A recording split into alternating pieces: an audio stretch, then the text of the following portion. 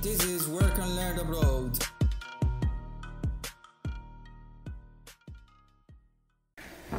Welcome to this new show of Work and Learn Abroad. Today we have Cristiano Zanotti. Yes. And he's a software engineer that is been working abroad for a couple of years. 5 years. 5 years. And he's going to take his story about working abroad.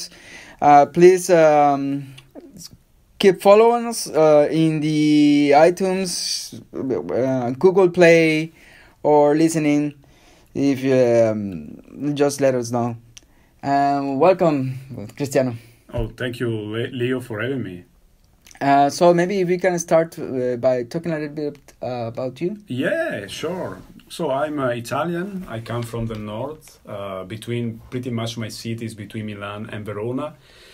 My town is a small town close by a beautiful lake. The lake is called Iseo. Time ago we had like an artist from Bulgaria building a bridge on the water, and nice. the opera was called The Floating Piers. And I think if you Google it, you can find it was amazing. So it's a small lake, small town surrounded. How many people? In my town, yeah. Well, we are 3,000. Oh, okay. Yes. Ooh, I'm a kind of person that I really like those kind of environments in the middle of the nature. So yeah, okay. I really like that.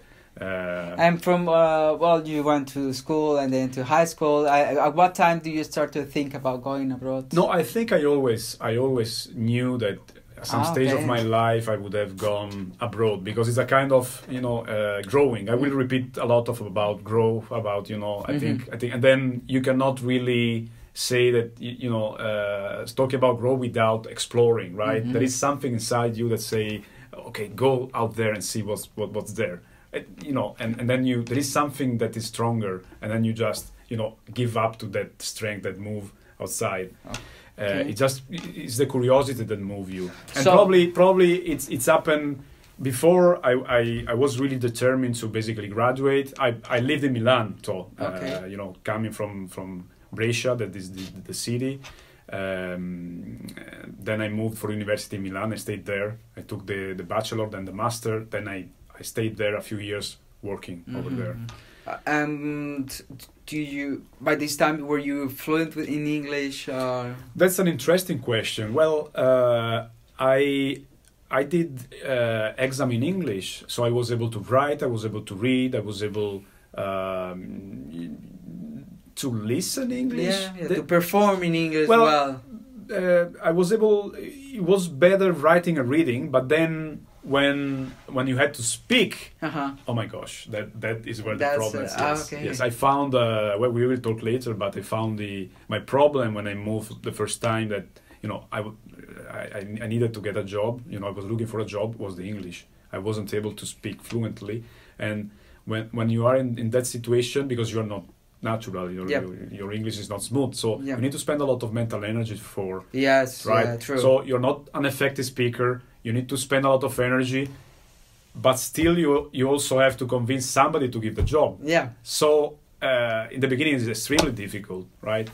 But if we go back in time and you were at the university, even though you could do stuff and you got the idea about going abroad, you did your master. I did my master. And then you say to work in a couple of years in Italy. I wanted. So what's your trigger? What were my trigger? My trigger is like the curiosity. Of course, I say that you need to go up there to see what's there, right? Yeah. But clearly, I wanted to do some experience also in my own country before to do that. Because if not, you have the opposite. You are abroad and say, I never worked in Italy, right? So okay. So I started in Italy after I started with a stage where I did my thesis.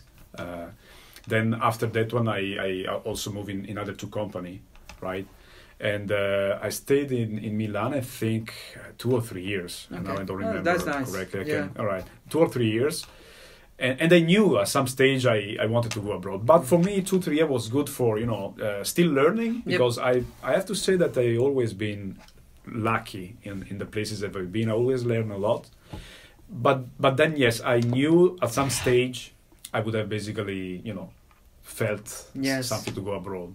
actually that time arrived through LinkedIn, right? I knew that sometime I would have basically started to proactively organize myself to go abroad. Mm-hmm. Instead, in that occasion, my first real idea to do that was like coming to me. So not me going toward the. Okay. It was the opportunity coming to me. Yeah. Right. So there was this was a French consultant company. A consultancy company that proposed me to work for a customer that I knew. The company was something that I was really interested on. Okay. And so yes, I did interviews. In English. In English, yes. And how did you feel? Because so, you that's the point. You start to do interviews. Well, okay, I'm gonna go. So yes, I felt well. It was new for me. Speaking in English it was difficult. I was able to speak. I wasn't effective though. I had that. You had your doubts. Huh? Did you have doubts? Like no. Well, I was sure about. I mean, my English was a little bit mechanic. It wasn't. Okay. It wasn't smooth. But still, the first interview I did was good. I did, was able to. There was a good feeling with the interviewer. You felt good at the end. I felt good. Yeah, I'm okay. All my good. English Okay, that's perfect. It was like, bam! I signed the contract. I left the other job, and then I took some holidays before starting this new experience in French. Okay. But there is a but. All right. Okay. Stay tuned. So I'm in Rome in my vacation, actually in the middle of the Colosseum. All right. Yes. I'm visiting this wonderful Colosseum, and I receive a call from this French company, and they say, "Look, there has been a change." In English. In English. Okay. Well, this was a French guy speaking in English, Okay. and he say, "No, the company is not the same company you're going to work for. We have changed some plans." And at that stage, like, no. Really? Sorry, Cristiano. Yes. Did you know the country? Were you coming to Ireland or France? Or you were going to France? France, yes. Okay. To France. And then to speak to work in France, in but English. In English. In English, okay. yes, in English. So okay. So okay. the company, I knew the company. They talked in English. Yeah. It's an international environment. Exactly what I was looking for. Okay. Not that far away from home, so. Well, yeah. Not too far. But then. Then you got a call. I got a call and say, no, the company is different. And then I felt uncertainty, right? I said, look, you are going abroad to, for do a journey and you know which journey you're going to do. Yes, At least you try to reduce the risk. You don't want to be passive and be like, on the, on the forces, uncertainty, and then, so going with the flow. You want to shape that flow, right? Yes. Because if not, you can find yourself. You want to know what's out there, but if you end up in an environment that is not exactly what you're looking for, you're wasting time. Yeah. And also, when you do these steps, I think you have the responsibility also to be professional, right? Mm-hmm. If somebody give you the trust, right? They hire you. You need to pay it back, right? Yes, true. So the problem is like if the environment is not what you're looking for, it's impossible to give to 100% because you're not passionate about it. It's not what you're looking for. But still, you need to consume time for do well. Yeah. And all that time that you spend in something you're interested on, it's time that you don't spend on yourself to get what you want. Yeah, right? Yeah. I love what you're saying. That was my mentality, and I think at that stage I've been brave enough to say no, I don't move anymore. I want to shape at this point. Okay, this is like I wanted to go abroad. I knew that at some stage I had to proactively organize my journey. This is the moment to do it. Clearly, before to do that, I need to organize myself, and I found another job in Milan pretty quick. And so you didn't accept the offer? I didn't accept. No, well, I say the guys, look, the conditions are changed, and I don't really looking to do this Well, anymore. I thanks everybody, but also because we had some agreement. I think 3 weeks before. I mean, it's like I felt uncertainty in that time. I said, look, we spoke 3 weeks ago, and now you're already changing, and I'm going towards something that I don't know, and I would rather, step back, and it was perfectly fine to do that because we didn't even start. I think I was in the position to, the conditions were changed, and they understand. Yeah, they understood. And also, it happens that they might be changing the conditions again in a couple of weeks. I will never know that, but yes, the feeling was what if you went in a place that it wasn't what you're looking for, and then conditions change again. Okay, it's dangerous in that case. So you got another company back in Milano. In Milano. And then you stayed a couple of months before 6 months. I signed. It was perfect because they were looking a person for a project. For me, it was perfect. I've been really clear about my intention to go abroad. At that time, even more than I was really determined at that time. I say, look, I want to go abroad, but for me it's good to work on this project. It's interesting, and I signed 3 months. But then after 3 months, the project wasn't finished. Right. In the meantime, you were doing your homework. Yes, I thought where to go, which country to choose, stuff, and I chose basically Ireland because it was like in the software engineering industry is really strong. I had friends here. It was not too far from Italy. Yep. It was like 2 hours and a half by airplane. Yep. So yes, I at that time I knew that Ireland was my country, right? Then after 3 months, I signed the extension of the contract for other 3 months for finish the project because I told you it's important to be professional and pay back any kind of trust that you receive. But then in that moment, I basically bought the tickets and I say to your manager, look, I bought the tickets. I'm going to finish the project, but we are clear on this, right? And then April arrived. It was the 24th. So you let me see. Did you buy the tickets without having nothing? So you came for fishing. Complete adventure, right? Nice. For me, I have to say sometimes it's not easy to do that because if you have family, if you have kids, if you have, it's totally different. Probably if you have responsibilities, the first approach, like you are working in your country and in the meantime you're looking something abroad. You try to find something already before to go. Probably if you have responsibilities. In my case, I say I don't have. I was single at that time. I didn't have children. I still don't have children. I'm going to give it a chance. For me, it was like easy, right? I had some resources because I was working, I think, for years at that time, so I had resources to, and I had that as really relaxed. Say okay, I go and without the pressure, say oh my God, I lived. I never did like a student experience, like to go in an English country and do the student to study English. Yeah. I knew, by the way, that I had to have a plan. I wanted to shape my experience abroad. Okay. And my first and so you do you keep doing retrospective on yourself. Yeah. And the first point was, all right, you want to work abroad. What do you need? English, right? I know that I did the exam, but speaking English is totally a different story, especially when there is an interview. It's important also not only to speak, but also you have to convince somebody to give the job, right? And really just scream some words one after the other, and then it's extremely difficult in the beginning. So I usually do this question. Yes, maybe please, the people who are listening to the podcast, or maybe if you have listened to the podcast, is there's this moment in your journey when you're leaving home, or in the middle of the year when you're at the airplane, or when you just arrive a couple of days, or after, or at the moment that you just arrived, that you are like, I'm actually here, and then you feel a little bit uncertain, and then fear, and then excited, and then when and how do you this moment come to you? I felt excited.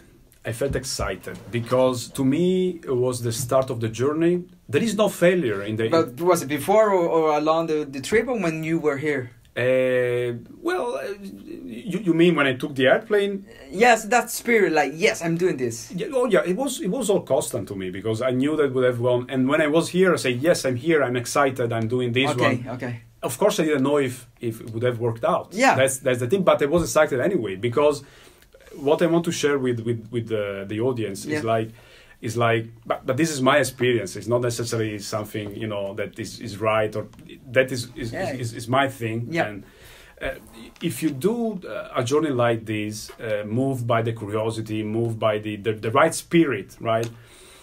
Even let's say that you try to look for a job and you don't find it, right? But if you go back, you will never be the same person anyway, because you have had the chance to work on yourself. Yes. Right. Yeah. So I knew that. Clearly, if you go abroad and you don't do proactive, you don't work on yourself, that's different. Maybe you can waste time, I suppose. But if you go abroad and then your target is like, all right, what do I want to do here? You want to get a job. What I'm missing now to get a job? And then English. All right, what do I need to do for English? Let's take an intensive course of 3 weeks, right? What I did. Yep. 3 weeks of morning and afternoon of. Okay, so you came and then you came here. You enrolled in a English course. In school, and I was in an Irish family. I wanted to do the student experience, so nice. I was constantly speaking English. Nice. I was trying to stay away from Italians, to not speak Italian, right? Because I needed, my target at that time was speak English. Yeah. That was like, and so I basically spoke English, and I improved a little bit. It's a slow process, so don't get stressed if it's a slow process. That speaking is extremely difficult. And before the podcast starting podcast, we were talking about this, that when you start to speak English, it's not natural to you, and then you get exhausted, and you go back home, and you're wrecked, and you feel the days are longer. Try to think when you do an interview that takes like 6 hours, right? Your English, maybe you start with an English that is decent, but then the more tired you get, the worse your English goes, right? And clearly that affects your performance in the interview. Also because sometimes you need to reasoning on the logical question. But you are not so fresh because you spent a lot of energy. This is something normal, I think. Yep. But still, so after the 3 weeks that I did the English course in the class, I started to look for a job, right? I started to look for a job. I then sent CV. I had, you have some friends. I had some friends. Yes. You ask to friends about how to get a job. Oh yeah, I was like yes. It was yes. I asked that. I sent a lot of CV. I contacted many job agents, right? That eventually proposed me several opportunities, right? I did several interviews. I say many of them failed, right? And but let me tell you that those interviews that didn't go well was an incredible opportunity to say, all right. What went wrong? And you start like, you have an interview, it goes wrong, and you do retrospect on yourself. I can really share one in particular of my first interview that I had here in Ireland was about Java. That is my thing. I thought I was strong, right? Until you measure your beliefs against something else, and I remember that interview goes really wrong in Java, and I was really? Yeah. And then I should know this. I was really upset on myself. I was really upset with myself. But then I did the job. I did the homework later. I say, okay, let's analyze the question. It's so extremely interesting. And I end up to find a book that is called Effective Java. That for me, I never read it. I said, why you never read this book? It's so good. I read that book, and the time that I finished the book, a few days, I was already another person, right? In professionally, right? Yeah. Even if I go back now, I have because it doesn't having something that pay you doesn't mean that you can have also work on yourself even if nobody works on you. The value is still there, I think. Yep. So little by little, about these interviews, the English became a little bit smoother. I was, in the meantime, I was refining, new technology with meetups and stuff, and so I was gaining, I was growing. Another interview that I can share that didn't go well was about I wasn't synthetic, right? When I was sharing my CV, right? And then I learned the CV you need. So try to think, you have 30 minutes with a person that is really busy. He wants to know if you are the right fit to work with.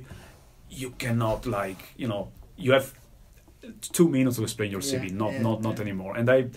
But you have to practice, because if you don't practice, you will not be synthetic, and so you will become you lose time, and the interviewer will not be able to to proper knows if you are the right fit.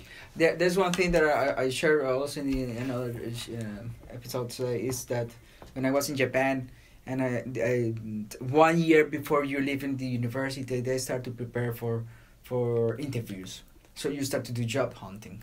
So you get books about how to interview, and at least in Costa Rica we don't do this. And when I was there, I said like, yeah, it makes sense. You should prepare for interview. Absolutely. Like when you were saying, okay, what kind of a test? What kind of code can I be doing? How can I be effective in my way of explaining the projects that I've been in? Yes, Leo, it's also important to do interviews. I mean, it's like as many as you can, because you get the touch, right? Yeah. Because it's different, right? It's you have to do interviews, even if the company is like doing interviews, and then see know more about the company also, but you practice. That's I think is really important. Yeah. Right? And then you improve. You became smoother. You became like and you get confidence with the language, and you start to know better how the culture for this country. In our case, that we are in a country that is abroad, even that is a Western country. They do things different. Than they do in Italy or in Costa Rica. I agree with that. So, could you share any culture shock that you have here in Ireland? Culture shock? Well, culture shock. That's a good question. I'd say I found a way to work different. That's for sure. I really like. I never worked at Agile before nice. Like and I found that extremely interesting. So the way the company that now I have the lucky to work for organize themselves, and they trust me those values to the, and then you learn, and then you are in a process of people that really are efficient, right?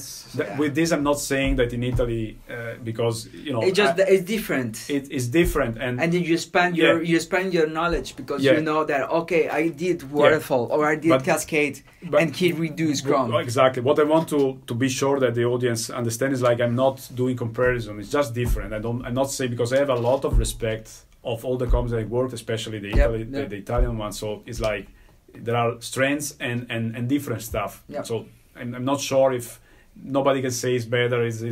Clearly I found here in an international context extremely powerful process mechanism that allows you to grow further. And one of the things that when I came to have this idea of working abroad, and when I start to interview with some of the companies, was that I said to them, I'm looking for a bigger market and bigger challenges, because you do things in a scale. All right. And then in another company, you do stuff in another scale. And the rules are different. Yes. So it's not the same for if you're doing a product for, like, let's say the European Union, and then you're trying to do a product for let's say the United States or the Asian market. It's different. It's different because law is different, rules are different. Yeah. So you need to learn those. Oh yes, definitely. And it's not that like you were saying, we are not trying to compare, but you need to learn the new rules for the new game. That's for sure. I was just making sure to not do like, you left something was. To be respectful toward who was really important for me, right? And in terms of for negotiation, for salary, wages, benefits, I didn't care. You didn't care but you knew that you could, or you didn't care. I didn't care because I think that the salary it's proportional to your value. If you really good, if you give an important contribute to somebody, that somebody will give you something back, right? In a fair environment, at least. So this is my philosophy, right? Before, work on yourself, and because if you discuss about I want 1,000 euro more, and then you finish in a position that you don't grow, well, probably maybe you will not get any pay raise.